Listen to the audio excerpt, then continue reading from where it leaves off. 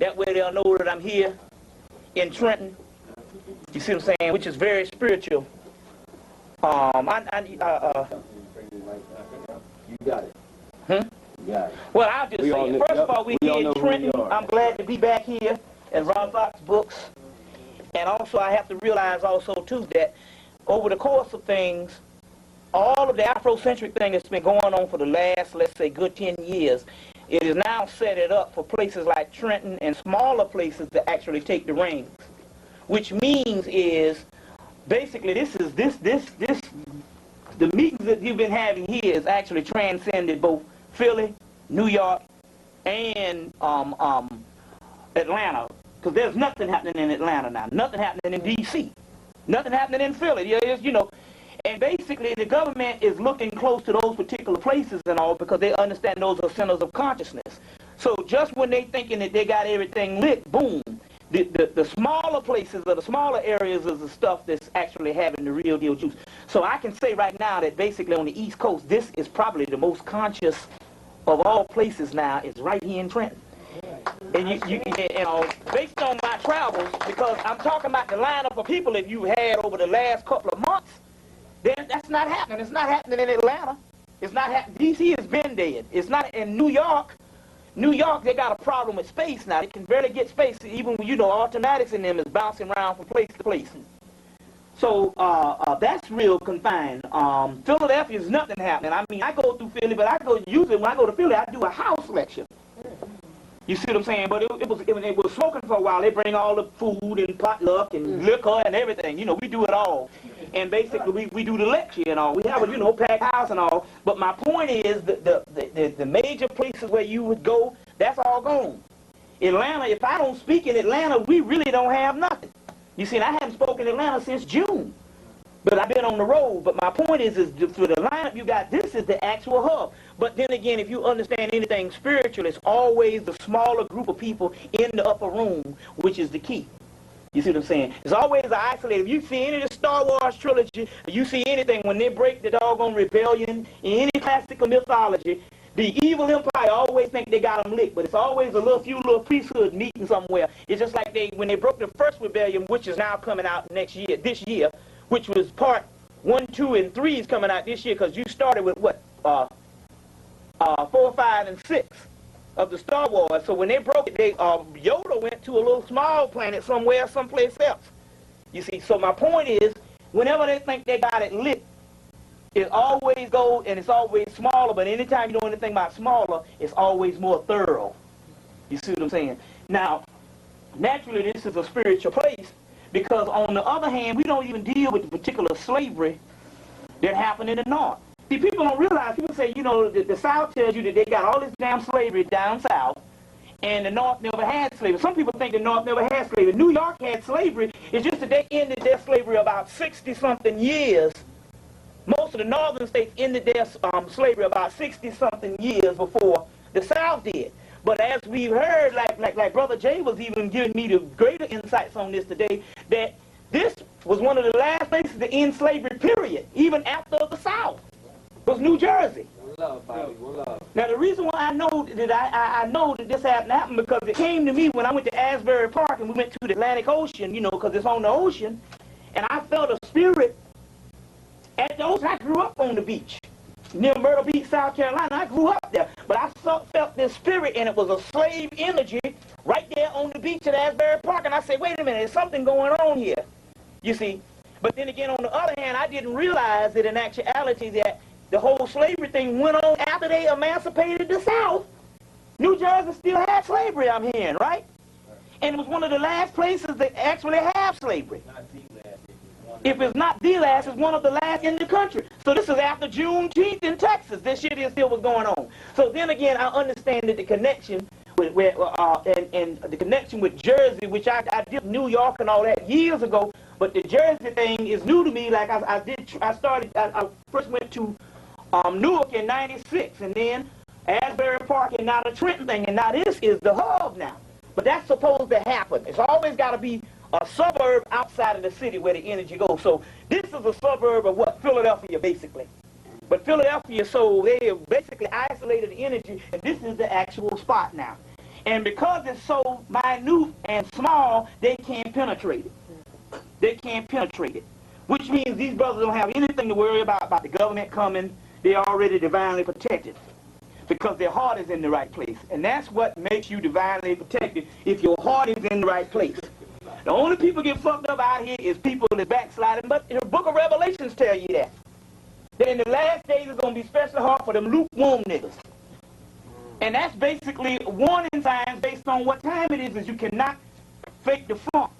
And a lot of times it doesn't mean how much work you do in the community or how much you appear to be conscious. It's talking about your heart. And the only person can tell that is you and your higher self, which is God. You see what I'm saying?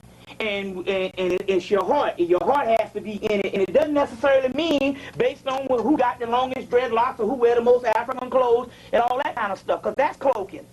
Now it's going to come from the most unconventional type of people. Because now we got to get out of this whole thing based on the way a person appears, to monitor that person based on whether his appearance is the wrong way. Because we know that there's charlatans in this fucking Afrocentric thing to the point where it got to the point that you don't even like them niggas no more. You see what I'm saying?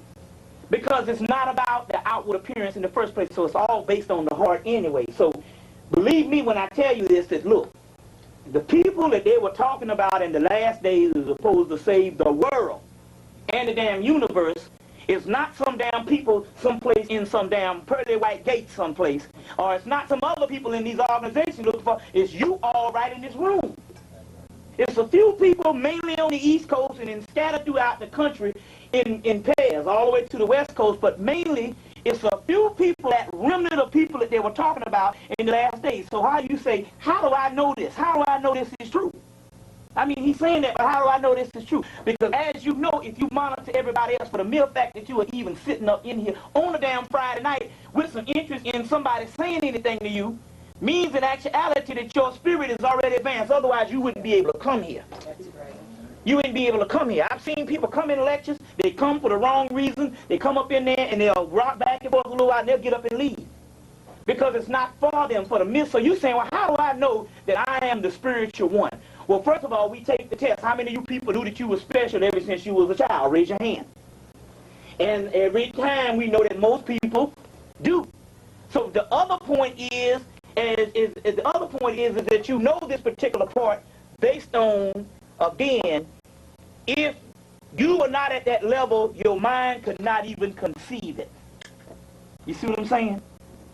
So this is one thing. So what we want to do is, first of all, we want to, and I'm sorry I didn't do this. This is what I'm saying. I'm going to do it tomorrow. We got to get back Kinko's because we got to do this for this brother.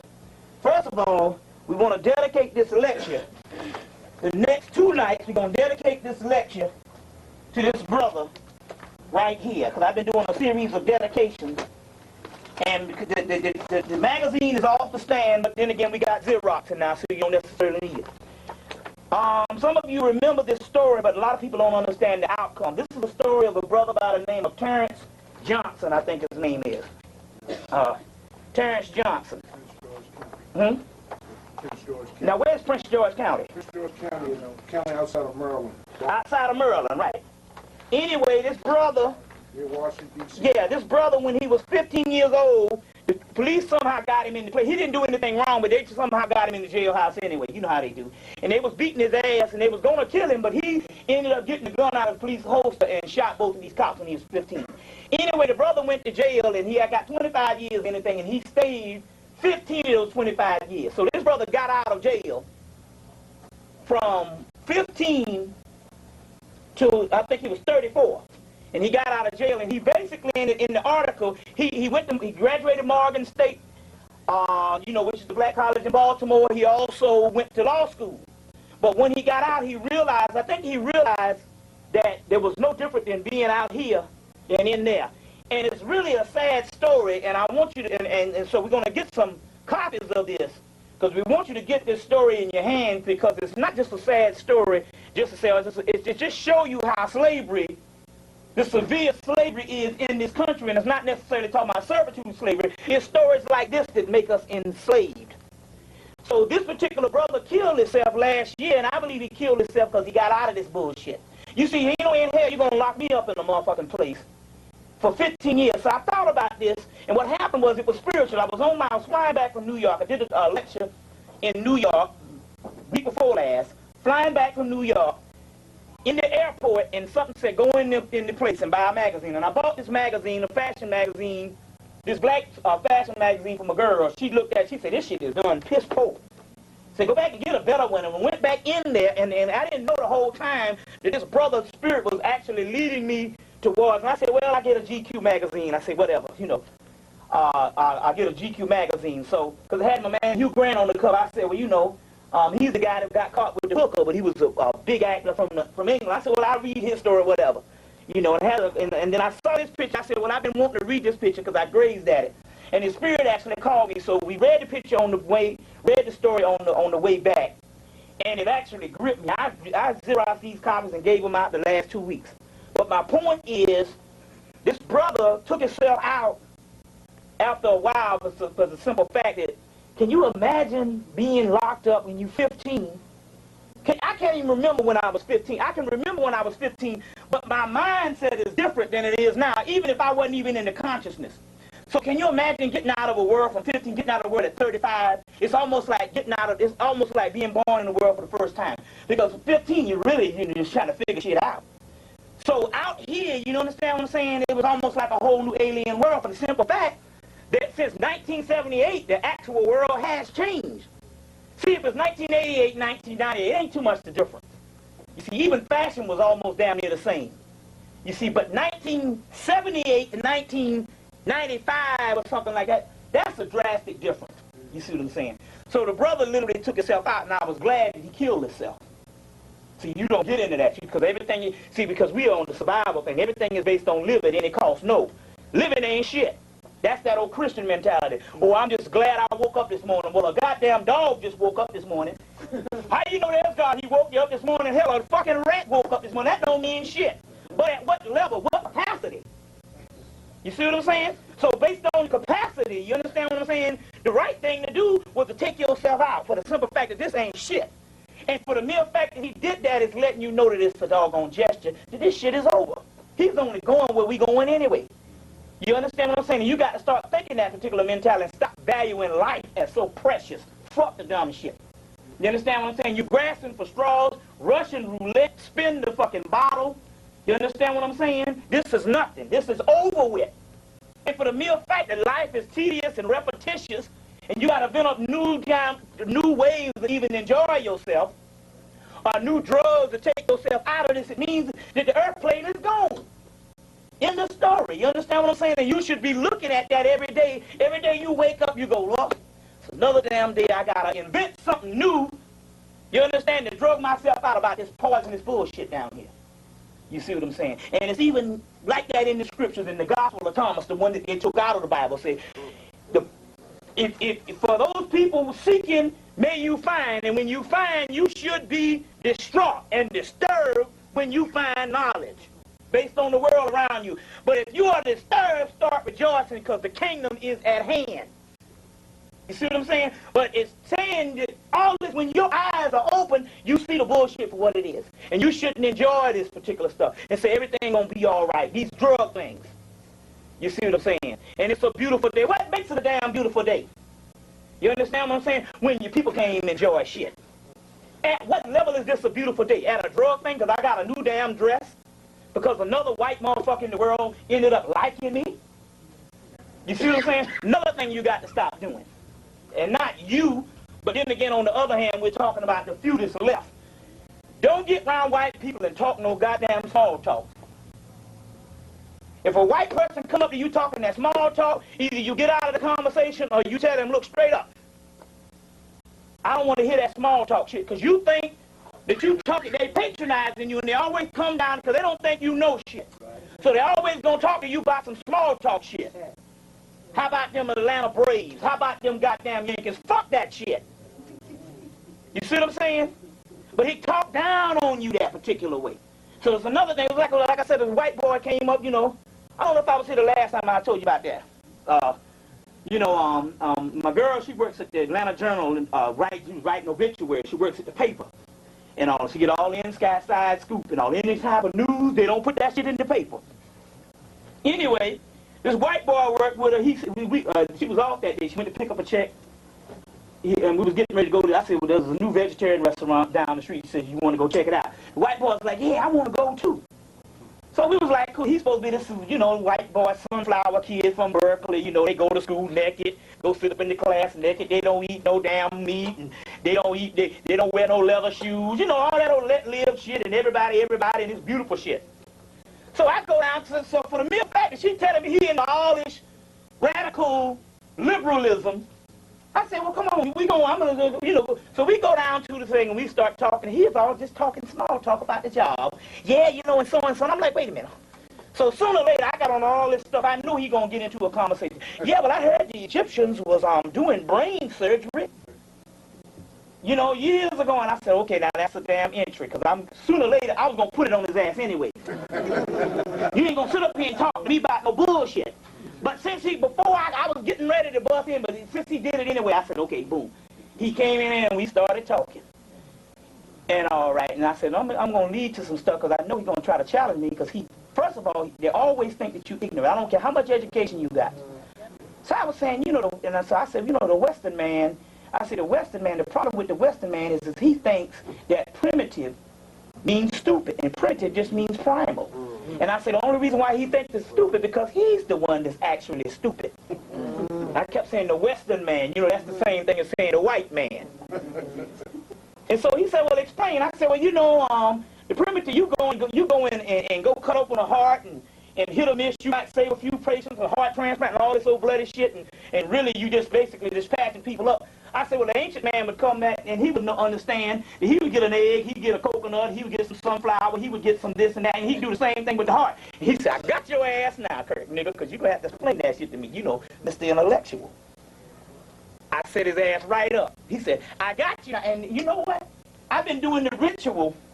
I've been actually doing the rituals. I've been doing some ritual stuff for a while, but I didn't understand how the process went for the simple fact that the actual science behind it was lost thousands of years ago. But he said, I got you now. You're going to have to explain this thing to me, how that works based on the heart surgery. I said, well, it's like this. Everything has an electromagnetic force field, doesn't it? He said, yes, it does. And I said, so the electromagnetic force field goes with everything, and we understand that everything physical is connected with electromagnetic force field also. He said, yes. I said, as well as everything is the organs of the body is also made up of the electromagnetic force field. It's just slowed down vibratory rate. He said, yes, I don't even think the cracker even knew this, but he knew that I knew what the fuck I was talking about. I said, so the African understood that if you got electromagnetic force field and everything in your body is also connected with the electromagnetic force field in nature, he understood that he could go and get an animal, or he can go and get some type of plant or root that has the same electromagnetic force field of the part in your body, and he could match that electromagnetic force field with the part in your body, and from that he can cure you by manipulating the electromagnetic force field or manipulating the physical. The white boy's like, blew this motherfucker mind, and I start laying it on his ass. I start just beating him down with the shit, just beating him up. Then all of a sudden, I realized that no white person don't like to feel stupid. See, the problem is that white people, most of them are stupid any damn way. But they automatically know that black people have a black inferiority complex, so therefore they can tell you anything, and they know you're not going to challenge them because they automatically think that you are dumb, so they can come up to you and just say any kind of shit. It's just like college. Anybody ever saw the thing when college debated the Jews out in California back in 1988, 1985? And they all came up in there with just their body. All the Jewish race and so and so, and he came in with books and beat up on them. He said, hey, man, he said, you don't even come up in here running off at the damn mouth. But they figure because these are black people, and because I'm white, I can come and say anything because it's accepted. You see what I'm saying?